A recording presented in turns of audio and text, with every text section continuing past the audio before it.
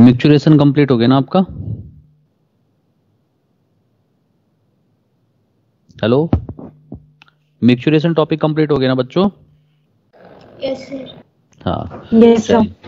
चलिए अगला टॉपिक है यूरिन। ठीक है, तो बेटा छोटे छोटे क्वेश्चंस मैं आप लोगों से पूछूंगा, आप मुझे आंसर देना।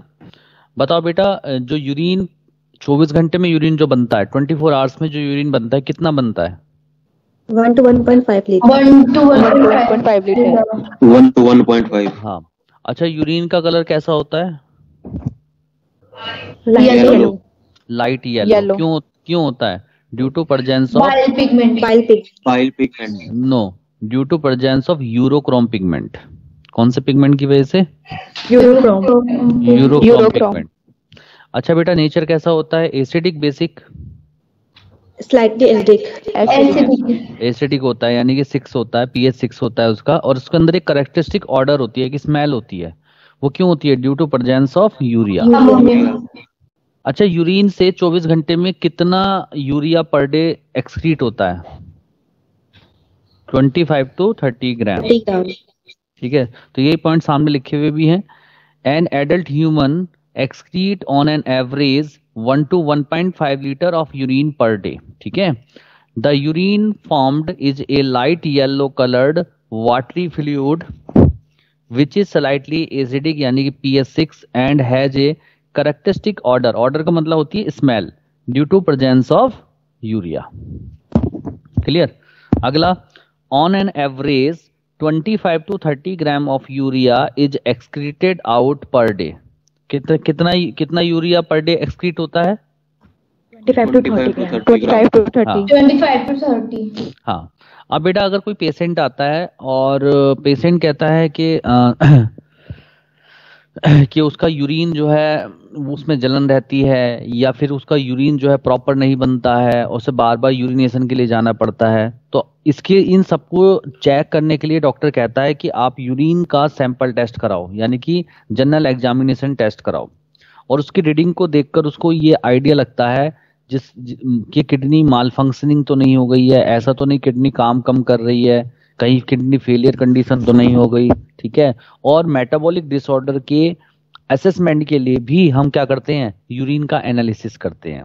ठीक है, तो देखो लिखा हुआ है, analysis of urine helps in clinical diagnosis of many metabolic disorder as well as malfunctioning of kidney, यानी कि किडनी के माल फंक्शनिंग को चेक करने के लिए या मेटाबॉलिक डिसऑर्डर को चेक करने के लिए हम किस चीज से डायग्नोस करते हैं? एनालिसिस ऑफ यूरिन से। ठीक है, अगर किसी के यूरिन में, किसी पेशेंट के यूरिन में अगर ग्लूकोज आ रहा है तो उस कंडीशन को हम बोलते हैं ग्लाइकोसूरिया, और अगर यूरिन के साथ कीटोन बॉडीज आ रही हैं तो उसको बोलते हैं कीटोन्यूरिया। तो ग्लाइकोसूरिया और कीटोन्यूरिया ये बात इंडिकेट करती है कि उस पेशेंट को क्या है? डायबिटीज की प्रॉब्लम है, डायबिटीज मेलाइटस है, यानी कि उसकी बॉडी के अंदर इंसुलिन कम बन रहा है, जिसकी वजह से ब्लड शुगर लेवल हाई है, और ब्लड शुगर लेवल हाई है ब्लड के अंदर, इसीलिए वो शुगर फिल्टर होके कहाँ आ रही है? नेफ्रॉन्स के थ्रू यूरिन में आ रही है, और यूरिन के थ्रू बाहर जा रही है। बात समझ में आ रही है नहीं आ रही है? बोलो। आ रही है सर। Yes sir. हाँ, तो देखिए लिखा है, प्रेजेंस ऑफ ग्लूकोज यानी कि ग्लाइकोसूरिया एंड कीटोन बॉडीज यानी कि ketonuria in urine are indicative of diabetes mellitus. किसको इंडिकेट करती है? अगर यूरिन के साथ ग्लूकोज आ रहा है यानी कि ग्लाइकोसूरिया, या यूरिन के साथ कीटोन बॉडीज आ रही हैं यानी कि कीटोन्यूरिया, वो किस बात को इंडिकेट करती है कि पेशेंट को क्या प्रॉब्लम है? Diabetes mellitus, not diabetes insipidus, diabetes mellitus. ठीक है, और डायबिटीज मेलाइटस के केस में क्या हो सकता है कि बॉडी के अंदर इंसुलिन कम बन रहा है, और इंसुलिन का काम क्या है? शुगर लेवल को रिड्यूस करना ब्लड के अंदर। जब इंसुलिन ही नहीं बनेगा तो शुगर लेवल हाई हो जाएगा, और शुगर लेवल हाई हो जाएगा तो वो क्या हो जाएगा? फिल्टर होकर यूरिन में चला जाएगा, और यूरिन के रास्ते बाहर जाने लगेगा। देखो लिखा हुआ है, increase blood sugar level due to less secretion of insulin. चलिए, अब आता है अगला topic, abnormal constituent in urine. Urine के एबनॉर्मल कॉन्स्टिट्यूएंट, अगर यूरिन के अंदर कुछ एबनॉर्मल कॉन्स्टिट्यूएंट आते हैं तो उनको देखकर हमें कुछ बीमारियों का पता लगता है, कुछ डिसऑर्डर का पता लगता है। जैसे एक बात बताइए, मैंने आपको बताया था कि अल्ट्रा फिल्ट्रेशन में अल्ट्रा फिल्ट्रेशन में ये बताइए, क्या प्लाज्मा प्रोटीन फिल्टर हो रहा था? नहीं हो रहा था, क्योंकि प्लाज्मा प्रोटीन का साइज बड़ा था तो वो फिल्टर होके नहीं आ रहा था। लेकिन इसका मतलब यूरिन के अंदर प्लाज्मा प्रोटीन नहीं होगा, एल्बुमिन नहीं होगा। लेकिन एल्बुमिन प्रोटीन यानी कि प्लाज्मा प्रोटीन अगर यूरिन के साथ आ रहा है, इसका मतलब ये किस बात को इंडिकेट कर रहा है? ये दो बीमारियों को इंडिकेट कर रहा है, glomerulonephritis and renal track injury. यानी कि albumin protein in urine indicate glomerulonephritis and renal track injury. अब ग्लोमेरुलोनेफ्राइटिस क्या है? ग्लोमेरुलोनेफ्राइटिस बोलते हैं inflammation of glomerulus is called glomerulonephritis. यानी कि अगर जो ग्लोमेरुलस था, ग्लोमेरुलस क्या थी? Blood capillaries. याद आ रही है ब्लड कैपिलरीज? Yes sir. और ग्लोमेरुलस जो ब्लड कैपिलरीज वो लाइन किससे थी? एंडोथेलियम से। और एंडोथेलियम में क्या थी? Endothelial cells. और दो एंडोथेलियल सेल्स के बीच का जो स्पेस था उसको बोलते थे फेनिस्ट्रा। क्या बोलते थे? फेनिस्ट्रा। तो अगर ग्लोमेरुलस के अंदर इन्फ्लेमेशन हो जाएगा तो दोनों एंडोथेलियल सेल्स के बीच का जो स्पेस है वो बढ़ जाएगा। भाई सूजन आ जाएगी, जब कोई चीज फूल जाएगी तो सेल्स का साइज बढ़ जाएगा, तो बीच में जो स्पेस है वो बढ़ जाएगा। जब स्पेस बीच का बढ़ जाएगा तो प्लाज्मा प्रोटीन फिल्टर हो जाएगा, जिसकी वजह से वो यूरिन में आना शुरू हो जाएगा और हमें पता लग जाएगा कि क्यों आ रहा है एल्बुमिन प्रोटीन। या तो ग्लोमेरुलोनेफ्राइटिस है, यानी कि या तो इन्फ्लेमेशन हो चुका है ग्लोमेरुलस में, या कहीं से जो नेफ्रॉन है वो ब्रेक हो गया है, जिसकी वजह से इंटरस्टिशियल फ्लूइड से एंटर कर गया है एल्बुमिन प्रोटीन। अरे बात समझ में आई? हेनले कहीं से टूट जाए, डीसीटी टूट जाए, पीसीटी टूट जाए, तो इंटरस्टिशियल फ्लूइड से अंदर एल्बुमिन प्रोटीन आ जाएगा, जिसकी वजह से एल्बुमिन प्रोटीन जो है यूरिन में चला जाएगा। तो दो चीजों को इंडिकेट करता है, ग्लोमेरुलोनेफ्राइटिस और रीनल ट्रैक इंजरी। क्लियर हो गया आप लोगों को ये point? Yes sir. Yes sir. चलिए सेकंड पॉइंट है बेटा, अगर किसी के यूरिन में बाइल सॉल्ट्स और बाइल पिगमेंट आ रहे हैं तो इसका मतलब क्या है? इसका मतलब है कि उसको जॉइंडिस की प्रॉब्लम है, क्योंकि जॉइंडिस में बाइल पिगमेंट्स और बाइल सॉल्ट्स ज्यादा बनते हैं, और ज्यादा बनने की वजह से वो क्या होते हैं? किडनी से फिल्टर हो जाते हैं, किडनी से फिल्टर होकर यूरिन में आ जाते हैं, और वो इंडिकेट करते हैं कि इसको जॉइंडिस की प्रॉब्लम है, यानी कि इसको पीलिया की प्रॉब्लम है। क्लियर? अगला है third, glucose in urine indicate glycosuria and represent diabetes mellitus. अगर किसी के यूरिन के साथ ग्लूकोज आ रहा है, इसका मतलब उसकी बॉडी के अंदर उसके ब्लड के अंदर ग्लूकोज ज्यादा है, और ग्लूकोज ज्यादा है इसका मतलब उसको डायबिटीज की प्रॉब्लम है, डायबिटीज मेलाइटस है। इसीलिए जो डायबिटिक पेशेंट होते हैं, जहां पे यूरिनेशन करते हैं, उसके चारों तरफ चींटियां इकट्ठी हो जाती हैं। अरे बात समझ में आ रही है आप लोगों? नहीं आ रही है? Yes sir. चलिए अगला है कीटोन बॉडीज। मैंने अभी आप लोगों को बताया था कि अगर यूरिन के साथ कीटोन बॉडीज आ रही हैं तो उस कंडीशन को हम बोलते हैं कीटोन्यूरिया। और कीटोन्यूरिया दो चीजों को इंडिकेट करता है, एक तो या तो उसे डायबिटीज की प्रॉब्लम है, डायबिटीज मेलाइटस, या प्रोलॉन्ग्ड फास्टिंग, यानी कि वो लंबे टाइम से भूखा है। तो जब लंबे टाइम तक आदमी भूखा रहता है तब भी बॉडी के अंदर कीटोन बॉडीज बनती हैं। क्लियर? अगला है क्रेटिनिन। अगर बेटा क्रेटिनिन इन यूरिन, अगर यूरिन के साथ क्रेटिनिन आ रहा है तो वो इंडिकेट करता है दो बीमारियों को, या तो हाइपरथायराइडिज्म की प्रॉब्लम है, यानी कि बॉडी के अंदर थायरोक्सिन हार्मोन बहुत ज्यादा बन रहा है, या फिर स्टारवेशन की प्रॉब्लम है, भूखमरी है। ठीक है, तो इन सारी कंडीशन से हमें जो पता लगता है वो मैंने आपको बता दिया। तो बताओ बेटा, एक बार जरा छोटा सा रिवीजन करा दो जरा, तुम लोग बोलो जरा, आज बोल नहीं रहे हो तुम लोग। एल्बुमिन प्रोटीन यूरिन में आएगा तो किस चीज को इंडिकेट करेगा? Renal track injury. और बाइल सॉल्ट्स और बाइल पिगमेंट्स आ जाएं यूरिन में तो जॉन्डिस। और अगर ग्लूकोज या ग्लूकोज आ जाए अगर यूरिन में तो ग्लाइकोसोडिया। और कीटोन बॉडीज आ जाए तो डायबिटीज। और अगर क्रिएटिनिन आ जाए तो हाइपरथायरॉयडिज्म। यहाँ पे बेटा जो और वर्ड लिखा है ये और नहीं लिखना, यहाँ एंड लिखना था, हाइपरथायरॉयडिज्म एंड स्टारवेशन। क्लियर? चलिए अब एक नोट पॉइंट है, नोट पॉइंट में हमेशा हम एक एडिशनल इंफॉर्मेशन देने की कोशिश करता हूं मैं हमेशा। देखिए, आप जो लोग ज्यादा चाय पीते हैं, टी पीते हैं, कॉफी पीते हैं, अल्कोहल ज्यादा लेते हैं, शराब ज्यादा पीते हैं, तो वो बार बार यूरिनेशन के लिए जाते हैं, उनका यूरिन आउटपुट ज्यादा होता है, क्योंकि वो नेचुरल डायूरेटिक्स की तरह काम करते हैं। किसकी तरह काम करते हैं? Natural diuretics. अब अब आप कहोगे सर ये डायूरेटिक्स क्या होते हैं? बेटा ये डायूरेटिक्स जो होती हैं, या तो मेडिसिन कह दो इनको, या ऐसे कंपाउंड जिनकी वजह से जो यूरिन आउटपुट है वो बढ़ जाता है, उनको हम बोलते हैं डायूरेटिक्स। ठीक है, तो लिखा है डाययूरेटिक्स आर मेडिकेशन और compounds design to increase urinary output, यानी कि जो यूरिनरी आउटपुट को बढ़ा दें उनको क्या बोलते हैं, डाययूरेटिक्स। तो बताओ बेटा नेचुरल डाययूरेटिक्स का एग्जांपल बताओ। T, coffee, alcohol. अब ये कैसे बढ़ा देते हैं, अब ये बात भी पूछ सकते हो आप, क्योंकि बेटा ये एडीएच का सिक्रीशन कम कर देते हैं, जिसकी वजह से एडीएच कम एब्जॉर्ब होता है और यूरिन के साथ वाटर ज्यादा लॉस होता है। ठीक है, चलिए अगला है removal of PCT from nephron causes. ये बताइए अगर आप पीसीटी को निकाल दें नेफ्रॉन से तो जो यूरिन है वो डाइल्यूटेड हो जाएगा, डाइल्यूटेड हो जाएगा। बिल्कुल सिक्स सेंस वाली बात है भाई। पीसीटी के अंदर 85% वाटर एब्जॉर्ब होता है, रीएब्जॉर्ब होता है। अगर आप उसको निकाल दोगे तो वाटर रीएब्जॉर्ब ही नहीं होगा, तो यूरिन क्या हो जाएगा, हाईली डाइल्यूटेड हो जाएगा, तो वाटर लॉस ज्यादा हो जाएगा, जिसकी वजह से बॉडी में डिहाइड्रेशन हो जाएगा। ठीक है, तो more water loss with urine. चलिए एक्सक्रीटरी सिस्टम के डिसऑर्डर पढ़ते हैं। तो डिसऑर्डर बहुत आसान है, कुछ नहीं है। पहला डिसऑर्डर ग्लोमेरुलोनेफ्राइटिस। मैंने आपको बताया था जहां भी बेटा आइटिस वर्ड आ जाता है, ITIS, आइटिस, आइटिस का मतलब होता है इन्फ्लेमेशन। अब लिखा है ग्लोमेरुलोनेफ्राइटिस, यानी कि किसमें इन्फ्लेमेशन हो गया है, इन्फ्लेमेशन इन ग्लोमेरुलाई। हाँ, ग्लोमेरुलस कह दो, ग्लोमेरुलस कह दो या ग्लोमेरुलाई कह दो, एक ही बात है। ठीक है, तो inflammation in glomeruli is called glomerulonephritis. अगर नेफ्राइटिस है तो इसका मतलब है कि किडनी के अंदर बैक्टीरियल इन्फेक्शन हो गया, जिसकी वजह से किडनी में सूजन आ गई है, यानी कि किडनी में इन्फ्लेमेशन हो गया है। लिखा है देखो, inflammation in kidney due to bacterial infection is called nephritis. अरे क्लियर है? Yes sir. अगला है बेटा सिस्टाइटिस। बेटा सिस्टाइटिस का मतलब होता है इन्फ्लेमेशन इन यूरिनरी ब्लैडर। अगर किसी के यूरिनरी ब्लैडर में सूजन आ जाए तो उसे बोलते हैं cystitis. Glycosuria, presence of glucose in urine. अभी बताया था मैंने, अगर यूरिन के साथ ग्लूकोज आने लगे तो उस कंडीशन को बोलते हैं ग्लाइकोसूरिया। अगला है यूरीमिया।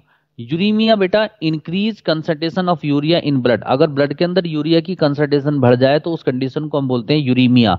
और ये इस बात को इंडिकेट करता है कि आपकी किडनी क्या हो चुकी है, किसी की किडनी क्या हो चुकी है, खराब हो चुकी है, ये माल फंक्शनिंग है। क्लियर?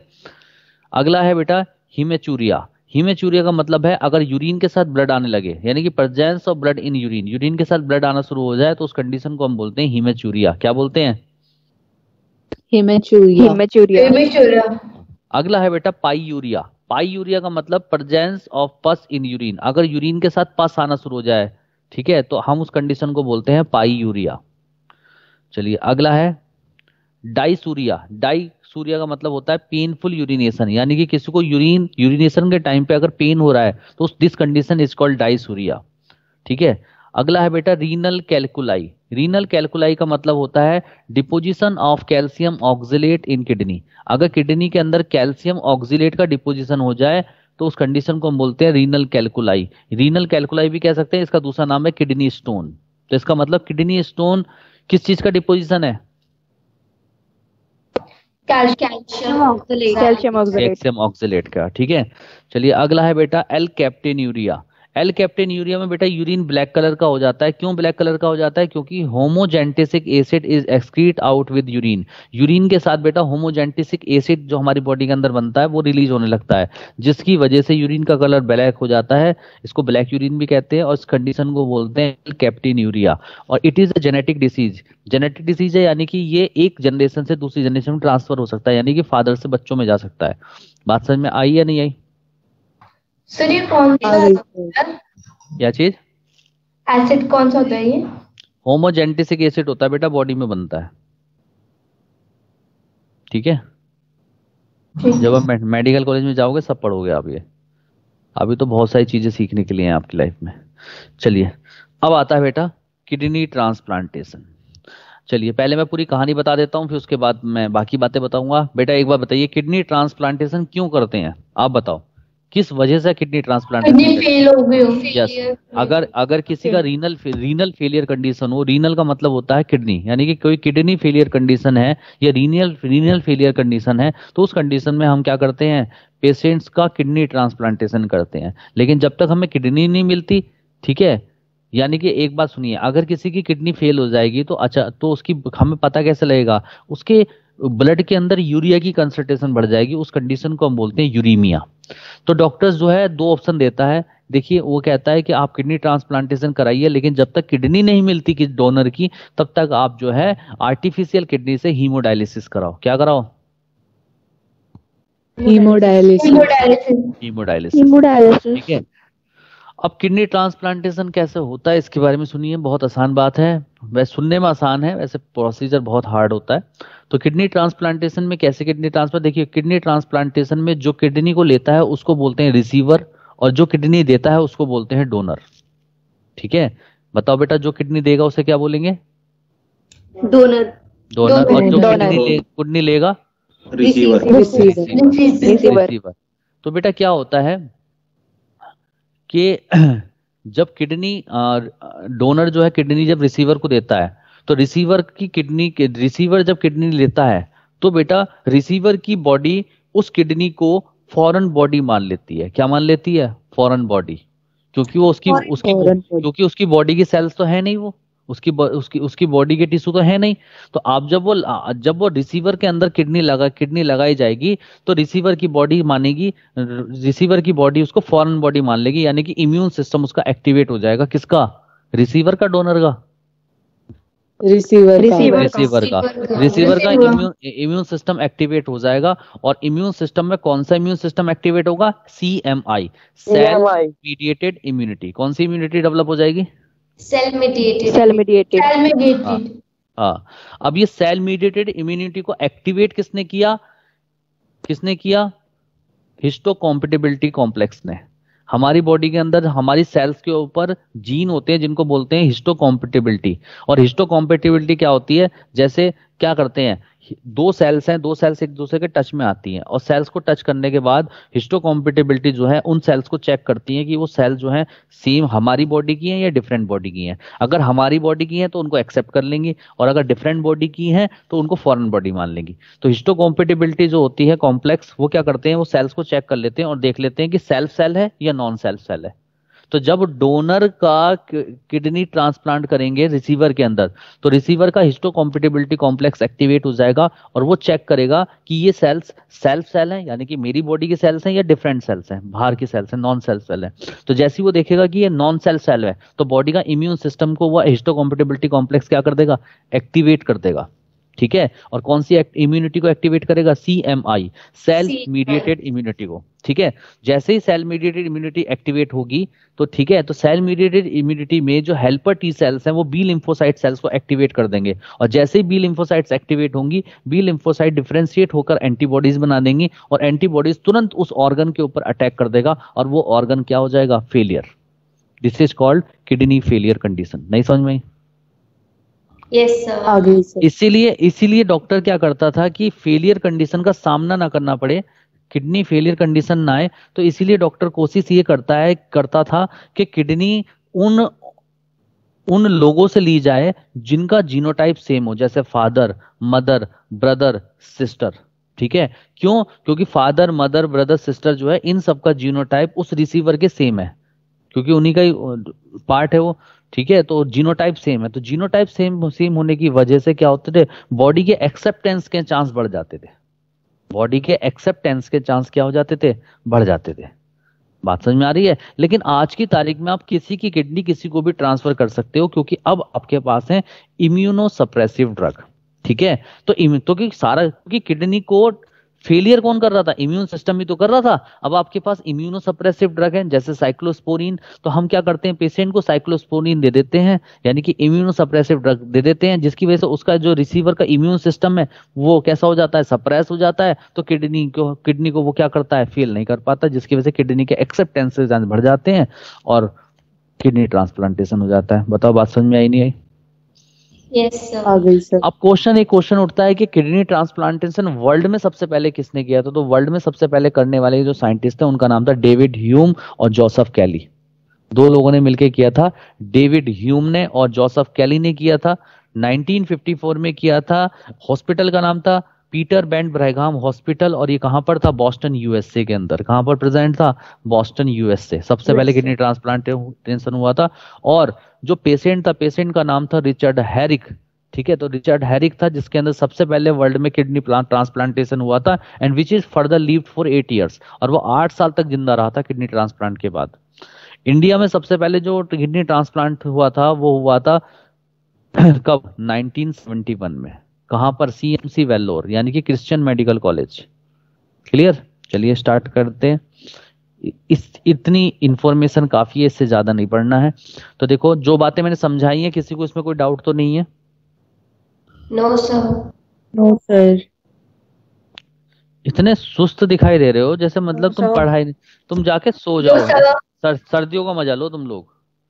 मतलब हमें देखो, हम तो लाइफ में सब कुछ कर चुके हैं, डॉक्टर भी बन गए, कमा भी रहे हैं, अच्छे से रह भी रहे हैं, तो हम कितने एक्टिव होकर बैठे हैं, और तुम इतने आराम से बैठे हो, तुमने तो अभी कुछ पाया भी नहीं है।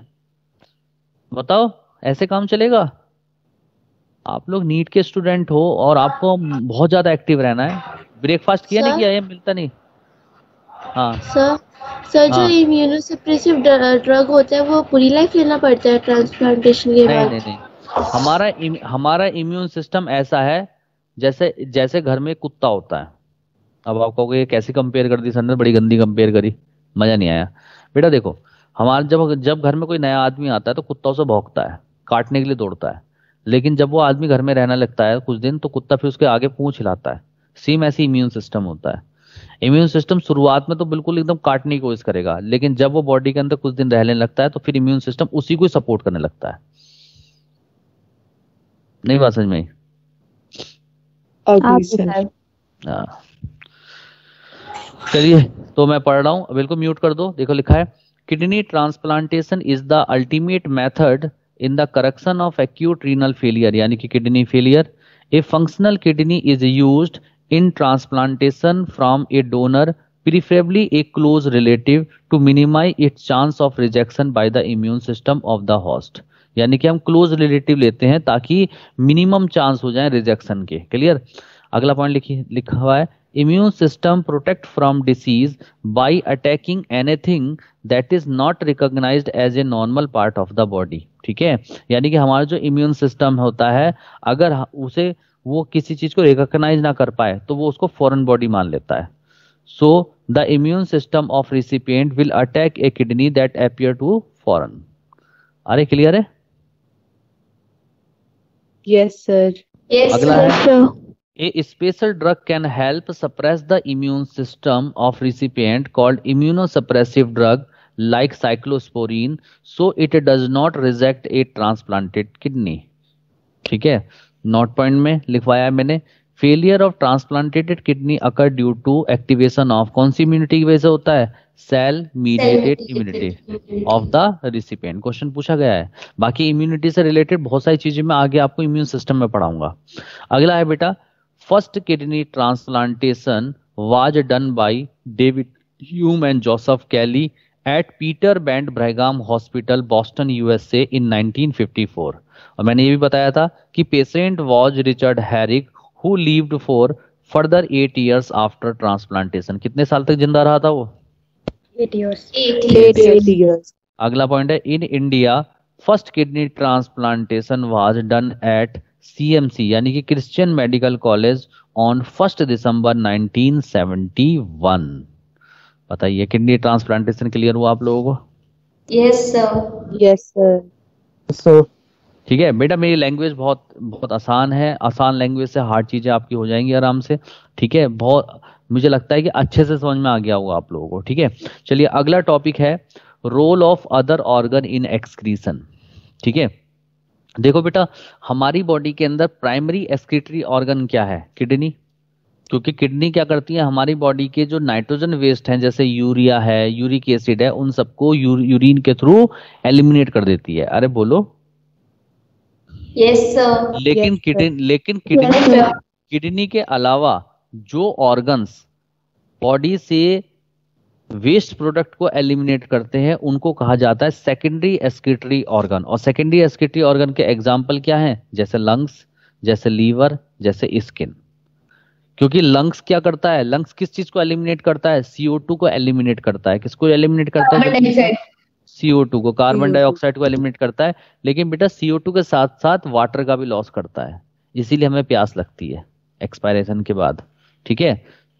अच्छा, दूसरी चीज बता, लीवर। लीवर क्या करता है? हमारी बॉडी के अंदर जो एक्सेस कोलेस्ट्रॉल होता है, एक्सेस स्टीरॉयड हार्मोन्स होते हैं, डिग्रेडेड हार्मोन्स होते हैं, उन सभी को एलिमिनेट करने में काम करता है लीवर।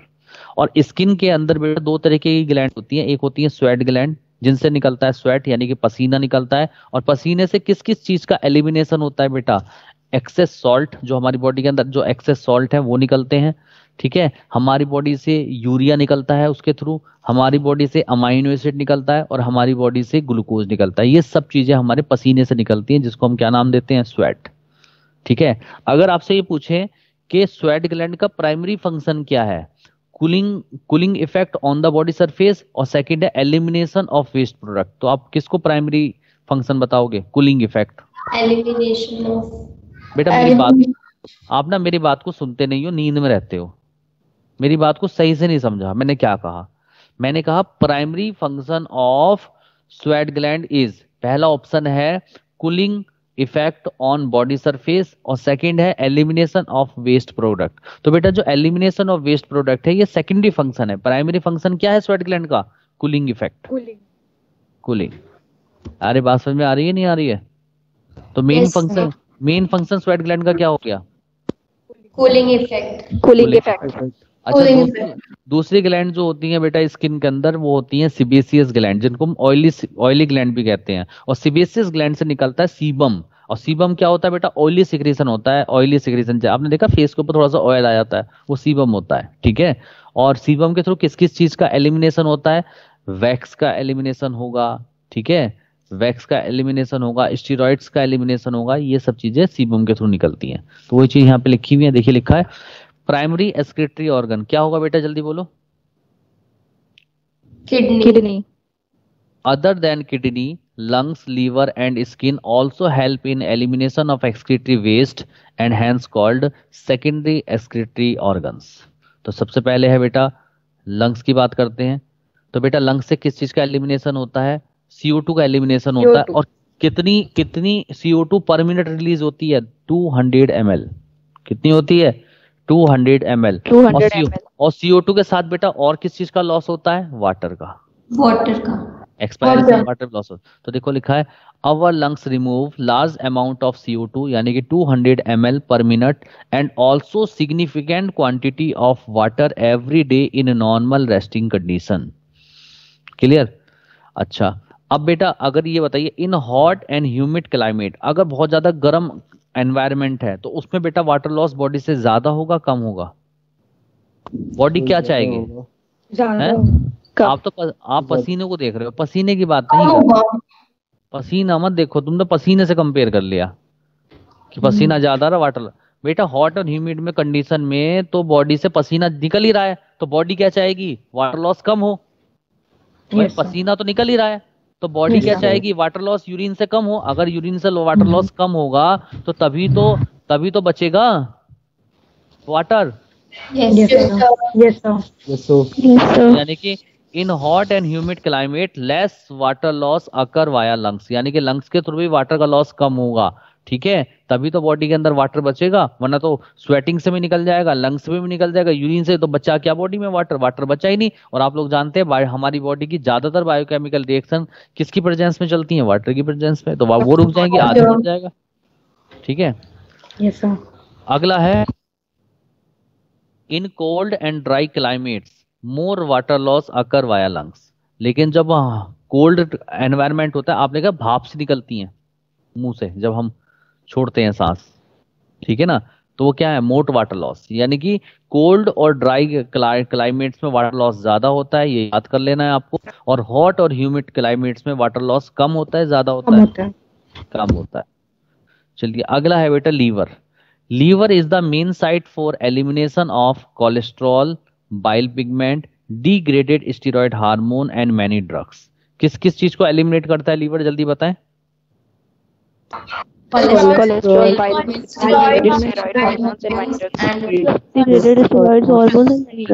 मैनी ड्रग्स, ठीक है। चलिए अगला सेकेंडरी एक्सक्रीटरी ऑर्गन है स्किन। स्किन में मैंने दो तरीके की ग्लैंड बनाई थी, स्वेट ग्लैंड और सीबेसियस ग्लैंड। स्वेट ग्लैंड से स्वेट निकलता है और सीबेसियस ग्लैंड से सीबम निकलता है। तो वही लिखा है the sweat and sebaceous gland in the skin can eliminate certain substances through their secretion that is sweat and sebum respectively. Clear? तो सबसे पहले बात करते हैं स्वेट ग्लैंड। तो बेटा स्वेट ग्लैंड से क्या निकलेगा? स्वेट निकलेगा, पसीना निकलेगा, और पसीने से किस चीज का एलिमिनेशन होगा? एक्सेस सॉल्ट का एलिमिनेशन होगा, अमाइनो एसिड का एलिमिनेशन होगा, यूरिया का होगा और ग्लूकोज का होगा। ठीक है। अच्छा ये बताइए स्वेट का जो फंक्शन है, प्राइमरी फंक्शन है, वो क्या है? Cooling effect? Cooling ये effect. नहीं बोला। Cooling यहाँ लिख- तो ये सारे पॉइंट यहाँ लिखे हुए हैं। देखो लिखा है sweat produce by sweat glands is a watery fluid containing small amount of urea, amino acids and glucose etc. Though the primary function of sweat is to facilitate a cooling effect on the body surface, it also help in removal of some waste. यानी कि primary function cooling effect हो गया and also help in removal of some waste. नई बात समझ में आई? Yes, sir. अभी. चलिए अब बेटा सीबेसियस ग्लैंड आती हैं जिनको हम ऑयली ग्लैंड भी कहते हैं। इनसे क्या रिलीज होता है? सीबम रिलीज होता है। तो देखो लिखा है sebaceous glands eliminate certain substances like sterols, hydrocarbons and waxes through sebum. यानी कि क्या क्या चीज एलिमिनेट करता है, जल्दी बताओ। सीबम के तो किस किस चीज का एलिमिनेशन होता है? Sterols, hydrocarbons और wax. यस है ना। हाँ, और सीबम क्या है? Sebum is a vaccine protective secretion which provide a protective oily covering for the skin. Skin के ऊपर एक थोड़ी सी वैक्सी चिकनी सी एक लेयर होती है जिसको हम ऑयल भी कहते हैं कि फेस पे ऑयल आ रहा है ना, आप देख रहे हो। तो वो क्या है? सीबम ही तो है। नई बात समझ में आई? ठीक है। चलिए अब बेटा दो टॉपिक और पढ़ेंगे हम, ऑस्मो कन्फर्मर और एक होता है ऑस्मो रेगुलेटर। कौन कौन से टॉपिक हैं? Osmo ऑस्मो रेगुलेटर और ऑस्मो रेगुलेटर। ठीक है। देखिए ऑस्मो कन्फर्मर क्या है, इस बात को समझिए। देखो बेटा ऑस्मो कन्फर्मर में आते हैं इनवर्टिब्रेट्स और ऑस्मो रेगुलेटर में आते हैं वर्टिब्रेट्स। ठीक है। ऑस्मो कन्फर्मर क्या होते हैं बेटा? ऑस्मो कन्फर्मर वो एनिमल्स होते हैं जिनको किसी भी मीडियम में रख दो, आप किसी भी मीडियम में रख दो, वो उसी मीडियम के अकॉर्डिंग अपनी बॉडी की ऑस्मोलिटी को, क्या बॉडी फ्लूइड की ऑस्मोलिटी को क्या कर लेंगे? चेंज कर लेंगे। तो जो अपनी बॉडी की ऑस्मोलिटी को चेंज कर ले, यानी कि अपनी बॉडी फ्लूइड की ऑस्मोलिटी को चेंज कर ले, उनको कहा जाता है ऑस्मो कन्फर्मर। और जो कांस्टेंट रखते हैं ऑस्मोलिटी, चेंज नहीं कर पाते, उनको बोलते हैं ऑस्मो रेगुलेटर, जैसे हम लोग। अरे नई बात समझ में आई? तो ये बताइए फिर वाइड रेंज को टॉलरेट ऑस्मो कन्फर्मर कर सकते हैं या ऑस्मो रेगुलेटर कर सकते हैं? Osmo Conformer. ठीक है। तो देखिए वही चीज यहाँ लिखी है, osmoconformer are the animal that do not actively control the osmotic concentration of their body fluid, they rather change the osmolality of the body fluid according to the osmolality of surrounding medium. यानी कि जैसी surrounding medium होगी उसी के according अपनी osmolality को क्या कर लेंगे? चेंज कर लेंगे। Osmoconformer show an excellent ability to tolerate a wide range of cellular osmotic environment. Obvious सी बात है, ऑस्मो कन्फर्मर अपनी बॉडी की ऑस्मोलिटी को चेंज कर लेते हैं मीडियम के अकॉर्डिंग। तो ज्यादा मीडियम को वो टॉलरेट कर सकते हैं कौन? ऑस्मो कन्फर्मर, क्योंकि वो उनके अकॉर्डिंग ढल जाएंगे। अरे बोलो। Yes, sir. जैसे एग्जांपल है marine invertebrates, some fresh water invertebrates, hagfish. बेटा देखो मोस्ट सारे के सारे जो वर्टिब्रेट्स हैं ऑस्मो रेगुलेटर हैं except hagfish. Hagfish एक ऐसा एग्जांपल है जिसको मिक्सिन कहते हैं, ये वर्टिब्रेट ऑस्मो कन्फर्मर है। तो इस पे क्वेश्चन कई बार आ चुका है कि कौन सा वर्टिब्रेट जो होता है ऑस्मो कन्फर्मर होता है। आप किस पे टिक लगाएंगे? Hagfish. हाँ, जिसको बोलते हैं मिक्सिन। चलिए ऑस्मो रेगुलेटर की बात करते हैं। तो ऑस्मो रेगुलेटर की जो बॉडी फ्लूइड की ऑस्मोलिटी होती है वो कांस्टेंट रहती है या चेंजेबल होती है? कांस्टेंट। हाँ, लिखा है osmoregulators are the animal that maintain an internal osmolality different from the surrounding medium, यानी कि सराउंडिंग मीडियम से डिफरेंट होती है, इन विच दे इनहेबिट, जिनमें उसको रखा गया है। Osmo regulator can tolerate narrow range of cellular osmotic environment. चूंकि ये चेंज नहीं कर सकते इसलिए नैरो रेंज को टॉलरेट कर सकते हैं। ऑस्मो कन्फर्मर चेंज कर सकते हैं इसलिए वो वाइड रेंज को क्या करते हैं? टॉलरेट कर सकते हैं। एग्जाम्पल है बेटा इसका, many aquatic invertebrates most of the vertebrates except hagfish, देखो एक्सेप्ट हो गया ना, एक्सेप्ट हैगफिश, क्योंकि hagfish is the example of osmoconformer. Osmoconformer. तो बताइए ऑस्मो कन्फर्मर और ऑस्मो रेगुलेटर आप लोगों को समझ में आ गया? Yes, sir. Yes, चलिए, sir. एक लास्ट टॉपिक इस चैप्टर का बचा है, दैट इज कॉल्ड हीमोडायलिसिस। और हीमोडायलिसिस क्या है? आर्टिफिशियल किडनी की हेल्प से ब्लड को फिल्टर करना। ठीक है, नई बात समझ में आई? आ गई सर। ठीक है, इसको मैं बेटा डायग्राम से बताऊंगा। तो डायग्राम मेरे पास बहुत बढ़िया डायग्राम है इसका।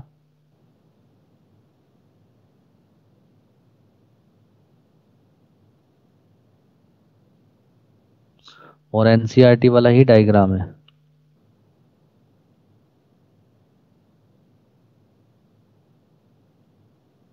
आगे सबके सामने। सबसे पहले तो इस डायग्राम का स्क्रीनशॉट ले लें आप लोग, घर से डायग्राम बनाएंगे आप।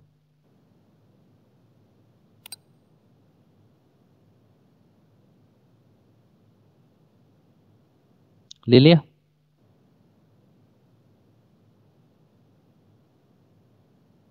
Yes, sir. Yes, sir. Yes, sir. अब देखिए, ये पेशेंट है। पेशेंट को मैं थोड़ा सा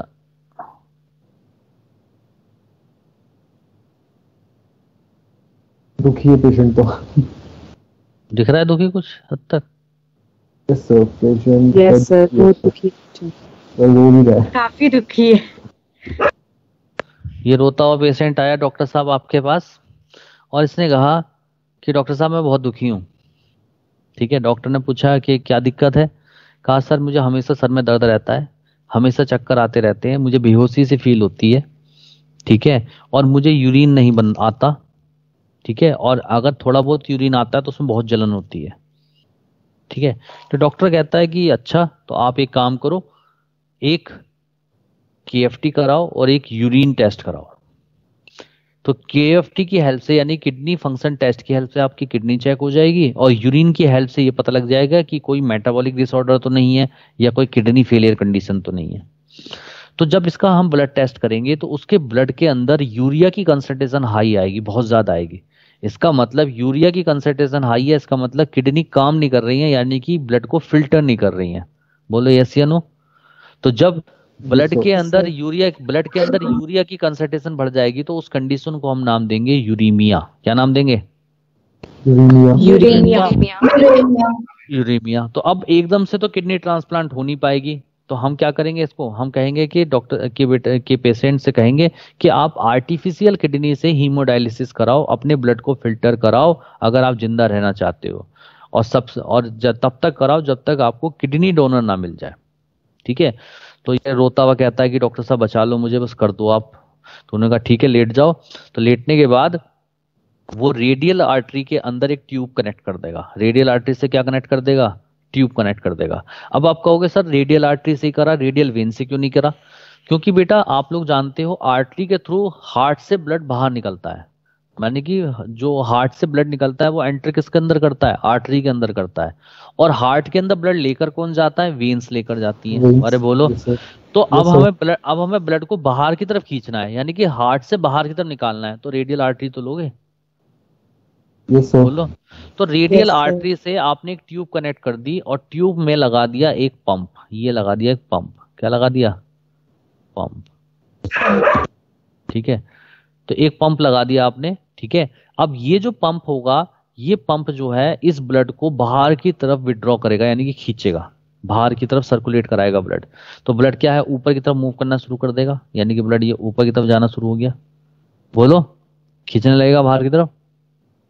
बोलते जाओ। अब जैसे ही ब्लड बाहर की तरफ निकलेगा तो बेटा ब्लड क्या कर सकता है? कोगुलेट कर सकता है, क्योंकि बॉडी के अंदर ब्लड के अंदर हिपैरिन है, एंटीकोगुलेंट बना रही है, एंटीकोगुलेंट की तरह काम कर रही है, जिसकी वजह से ब्लड लिक्विड स्टेट में है। लेकिन जब ब्लड बॉडी से बाहर आएगा तो वो क्या कर सकता है? कोगुलेट कर सकता है। तो हम इसमें दो काम करेंगे। सबसे पहले ब्लड जैसे ही बाहर आएगा तो बेटा ब्लड हमारा गर्म होता है, क्योंकि हम वार्म ब्लडेड है, तो हमारा ब्लड हमारे बॉडी टेम्परेचर के बराबर गर्म होता है, और कभी भी कोई गर्म चीज का हम डिफ्यूजन नहीं कर सकते। तो इसीलिए बाहर निकलते ही जैसे ही रेडियल आर्टरी से ब्लड बाहर आएगा, सबसे पहला हमारा काम होगा हम ब्लड को 0 डिग्री सेंटीग्रेड पर कूल डाउन करेंगे। नई बात समझ में? Yes sir. ठीक है, सबसे पहले क्या करेंगे, 0 डिग्री सेंटीग्रेड पे इसको कूल कर देंगे, ठंडा कर देंगे ब्लड को। ठीक है, दूसरा काम क्या करेंगे, इसके अंदर हिपैरिन इंजेक्ट कर देंगे। हिपैरिन इंजेक्ट क्यों करेंगे, ताकि ब्लड कोगुलेट ना करे, लिक्विड स्टेट में रहे। ठीक, जब दो काम कर देंगे, 0 डिग्री सेंटीग्रेड पे कूल डाउन कर देंगे और हिपैरिन को इंजेक्ट कर देंगे, फिर इसे पंप की हेल्प से हम ब्लड को भेजेंगे डायलाइजर में। किसमें भेजेंगे, डायलाइजर में, डायलाइजर में। ठीक है, अब इस डायलाइजर के अंदर होता है डायलाइजिंग फ्लूइड। क्या प्रेजेंट होता है, डायलाइजिंग फ्लूइड। ठीक है, और इस डायलाइजिंग फ्लूइड के अंदर जो ये ट्यूब होती हैं, इस ट्यूब की चारों तरफ की जो मेम्ब्रेन होती है, उस मेम्ब्रेन में होती है सेलोफेन मेम्ब्रेन। कौन सी मेम्ब्रेन होती है, सेलोफेन मेम्ब्रेन। हाँ, क्योंकि इस ट्यूब को हम नाम देते हैं सेलोफेन ट्यूब। सेलोफेन ट्यूब क्यों बोलते हैं, क्योंकि इस सेलोफेन ट्यूब में सेलोफेन मेम्ब्रेन होती है, और वो सेलोफेन मेम्ब्रेन जो होती है एसपीएम यानी कि सेलेक्टिव परमेबल मेम्ब्रेन की तरह काम करती है। यानी कि स्मॉल मॉलिक्यूल्स के लिए वो परमेबल होती है जैसे नाइट्रोजन वेस्ट, और लार्ज मॉलिक्यूल्स के लिए इम्परमेबल होती है जैसे प्लाज्मा प्रोटीन। नई बात समझ में आई, आ गई सर। अरे बाकी बच्चों ने पकड़ी ये बात, सर आ गई। ठीक है। अब क्या होता है, अब ये जो डायलाइजर फ्लूइड होता है, इस डायलाइजर फ्लूइड की जो कंसंट्रेशन है, या मिनरल कंसंट्रेशन है, या कंपोजिशन है, वो सिमिलर टू ब्लड प्लाज्मा होता है, बिल्कुल ब्लड प्लाज्मा के सिमिलर होता है। इसीलिए ब्लड प्लाज्मा और डायलाइजर फ्लूइड के बीच में किसी भी चीज का लेन देन नहीं होता। भाई जब दोनों तरफ सेम कंसंट्रेशन होगी मॉलिक्यूल्स की, तो वो आइसोटोनिक मीडियम की तरह काम करेंगे, तो क्या किसी चीज का लेन देन होगा, नो सर, नहीं।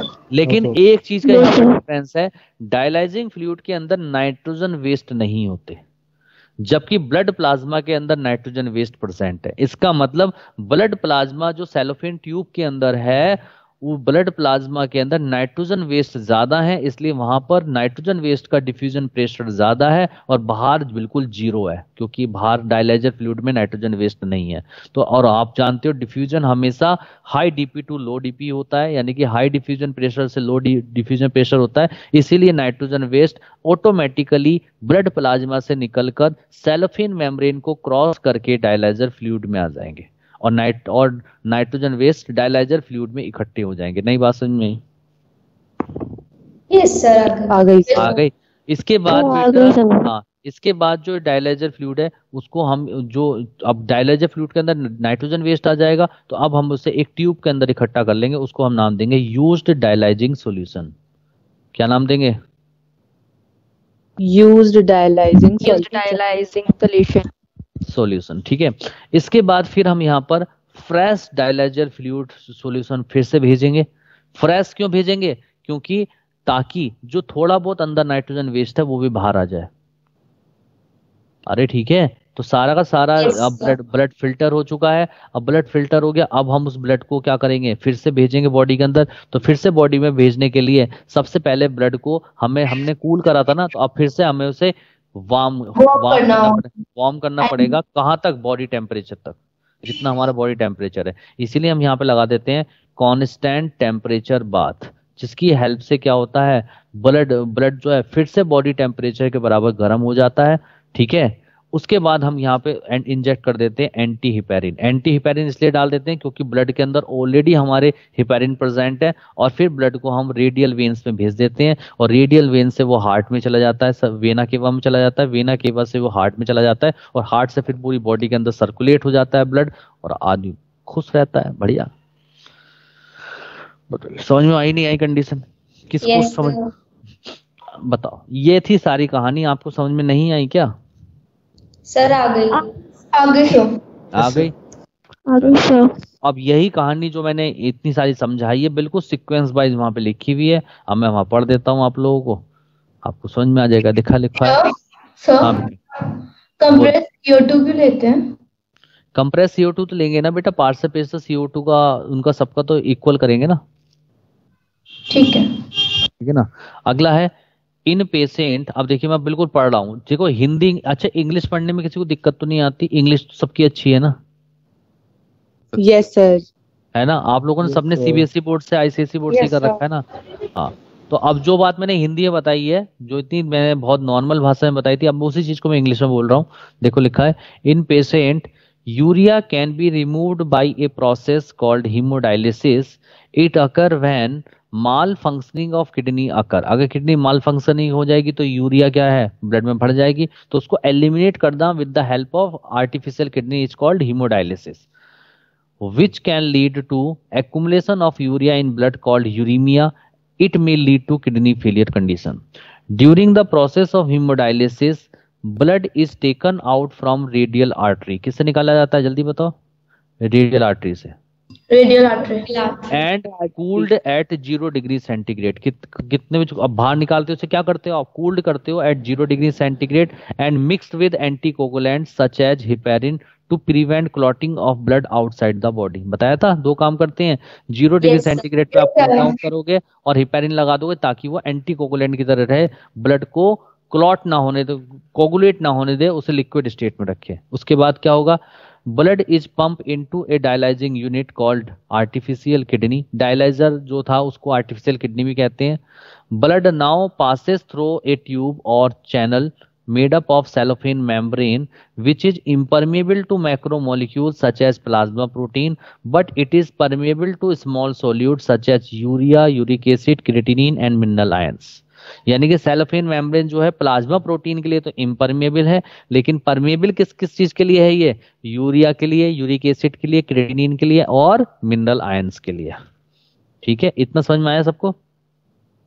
Yes, sir. अगला है, the dialyzal fluid contains some small solute and minerals but does not contain nitrogen waste product. So waste diffuse from blood to dialyzer fluid by following concentration gradient. मैंने आपको बताया था कि concentration equal होती है, केवल नाइट्रोजन वेस्ट नहीं होते, जिसकी वजह से नाइट्रोजन वेस्ट ऑटोमेटिकली बाहर आना शुरू हो जाते हैं।